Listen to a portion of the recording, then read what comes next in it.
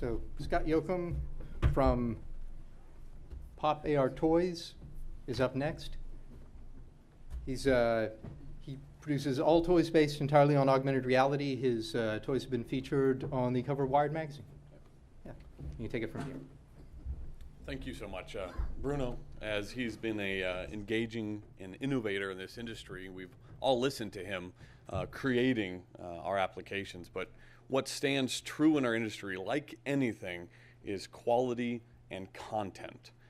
We've seen a tremendous amount of AR technologies come out the door and fail. Why? Content is king, like anything else. Why a lot of our industry peers have not listened to that statement, I don't know. But even more important, it can't be just AR standing on its own. It has to be a physical product in itself, and the AR is an addition, an enhancement.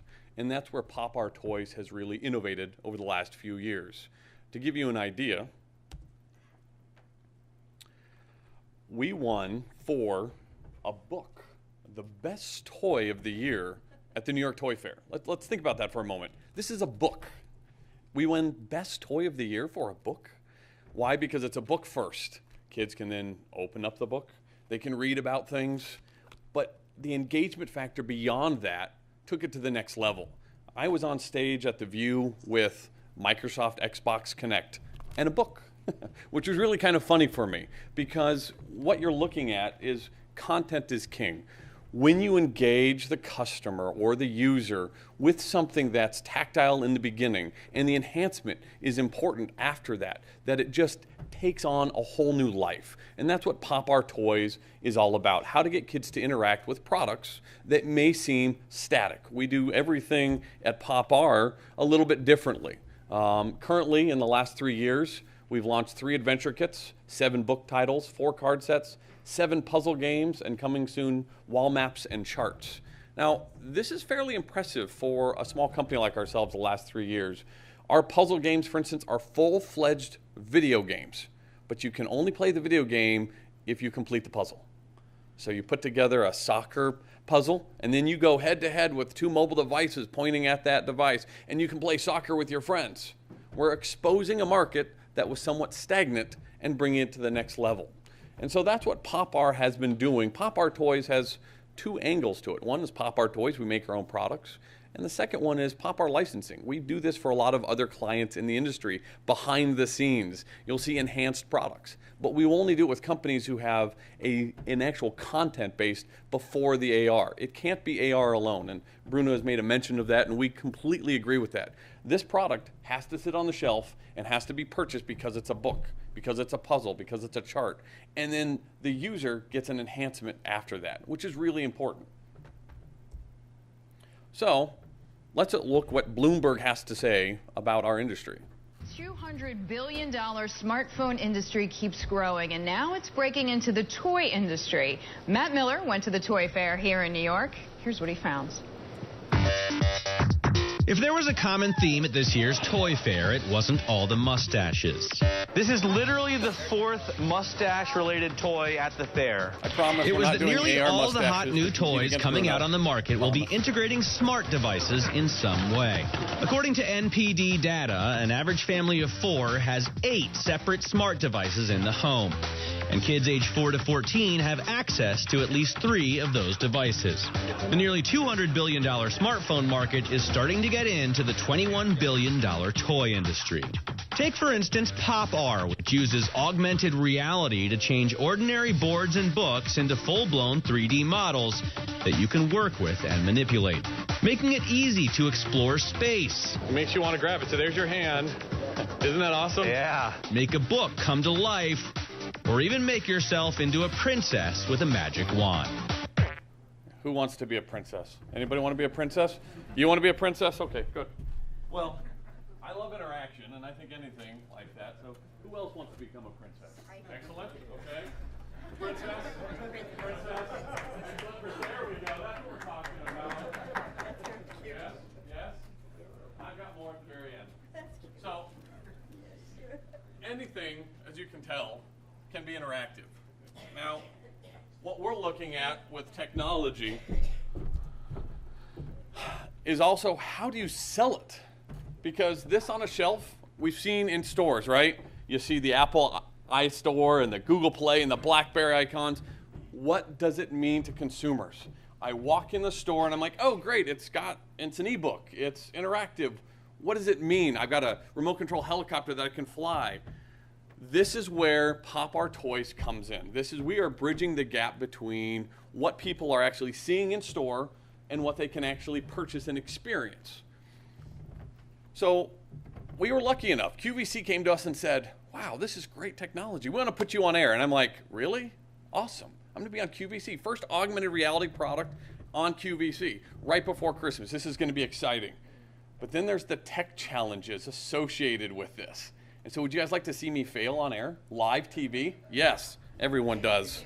Because part of this, which is really fun, is watching me struggle. Mind you, this is live TV. It's hot. There's no delay. So here I am. There's a boom cam over to my right. I've got an earpiece. They're talking to me since it's live TV. They're telling me what to do. And I have to talk to somebody at the same time. And I have to showcase the technology. This is really hard to do on live TV. You have 4 minutes. And so they're saying, go right, go left. And then they said, let's throw in the mix. Let's throw Apple TV in the mix. And let's throw that right behind you. And then let's throw that Wi-Fi signal for everybody at QVC they can use as well. So the traffic spikes once in a while. And you'll see it on live TV freeze. This is brutal. This was a struggle because, again, you're on TV, you're talking to a user, you're trying to showcase the technology and talk to her and explain it and being told in your ear what to do. This is not easy. And Brune has probably got the most experience with live TV and AR. This is hard, and you're trying to sell something.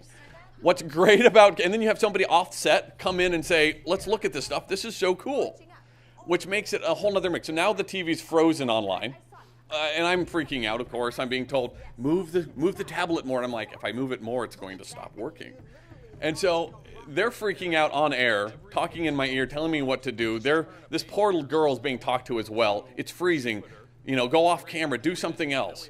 So I am at this point with all my training, finding it very difficult to hold my composure. But nonetheless, okay, then it freezes again. And I'm like, okay, what am I going to do? So they go to the boom cam, and she's opening up the book. And then she, of course, opens up a book to a random, page.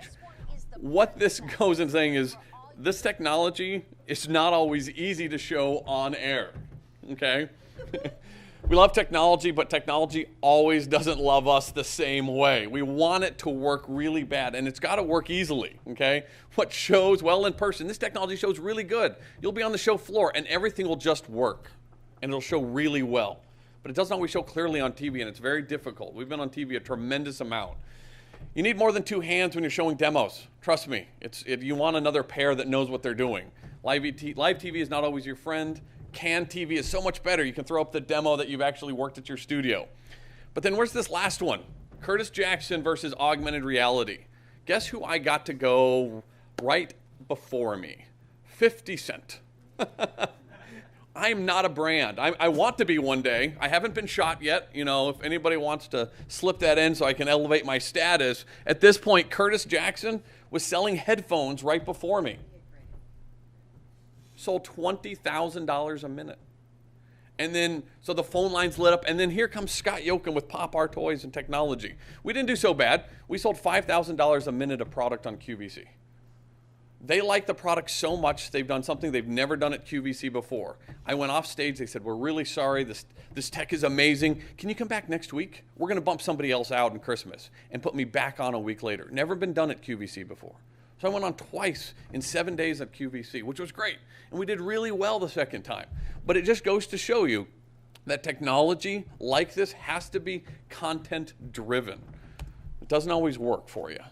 So the second part is, if I'm in store and I've got books and I've got puzzles and I've got maps and I've got cards, how do we actually sell this product?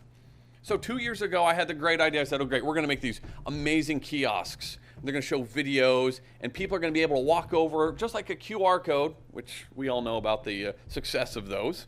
People are gonna download things in store, and they're gonna make all these books come alive. Nope, doesn't work. People are lazy, we know this. It's not gonna happen. So We put these in stores, hundreds of stores across the US. People still bought the product, but they did not download the app in store. You can make a great product, but store buyers are not going to get an incentive to do this. So we made our in-store display 2.0, which is really simple. It's an Android tablet. It's front-facing camera. You bring up any one of our products or our licensed products. Show it to the camera, and it just comes alive, and it tells you what it does, and it's interactive, and in-store you can play games. You just hand it to the store and say, here's all of our products, here are all of our partners' products. Let the selling do it itself. And it becomes an interactive experience in the store. We're all familiar with Lego. We just took that and took all the products that we offer and all the products our partners offer and put it in one place for people. This works extremely well. We come out with new products, we remotely update it, and all of a sudden all the new products come alive. We do them for a lot of customers, and we even customize them as well. So what's important about products at Popar is just that. Content is king. Embracing the retail customer is also important. You've got to give them the ability to empower their customers for the information. The 16-year-old stock kid is not going to be able to explain this tech. He's going to think it's an ebook. So you've got to give them a turnkey solution. So who else wants to become a princess?